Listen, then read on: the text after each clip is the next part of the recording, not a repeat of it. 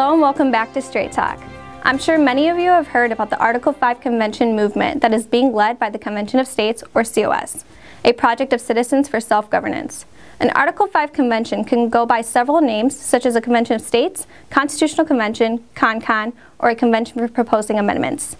Now, why is it that organizations like this are pushing for a constitutional convention?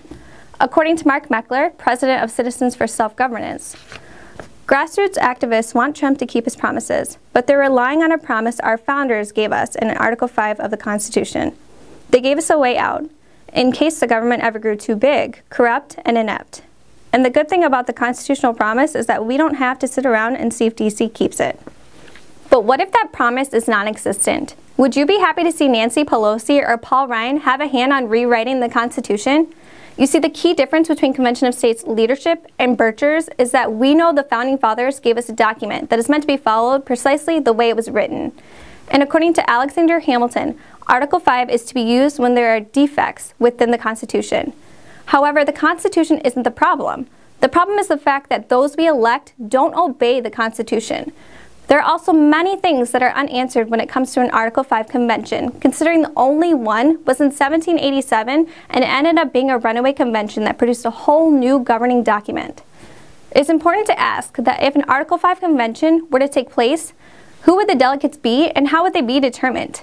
There is always a strong chance that DC would still have a hand in the selection process, amongst other things.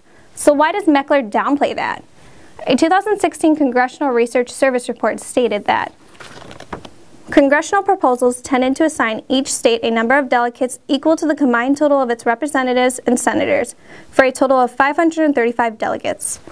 This seems to be based on the Electoral College model and is a stark contrast to the claims of Article 5 Convention advocates that each state would cast one vote in an Article 5 Convention. According to Meckler, with politics, there's no guarantee that the first 100 days of a presidential administration will bear any resemblance to the next.